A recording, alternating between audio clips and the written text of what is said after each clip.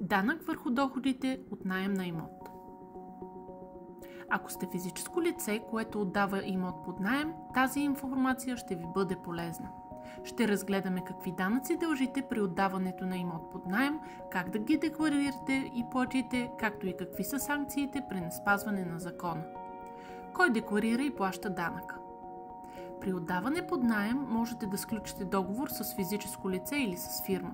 В зависимост от това кой е наемателят, данъкът се определя и плаща последният начин. Наемателят плаща данъка, ако той е предприятие или самоосигуряващо се лице. Наемодателят плаща данъка, когато наемателят е физическо лице. Определяне на данъка.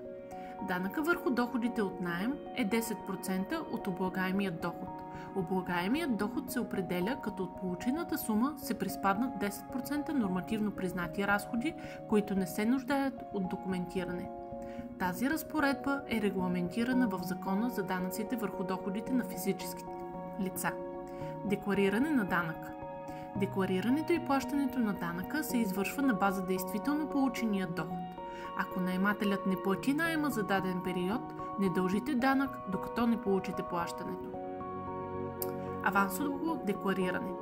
Авансовият данък се декларира тримесечно с декларация по член 55 алинея 1 от Закона за данък върху доходите на физическите лица.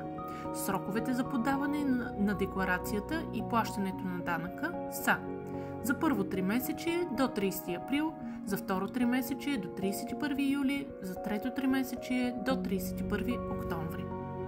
Ако наемателят е предприятие или самоосигуряващо се лице, наемодателят може писмено да поиска от наемателят да удържа данъка за четвъртото тримесечие. В този случай срокът за деклариране и плащане е до 31 януари на следващата година. Последвай за още по темата в част 2.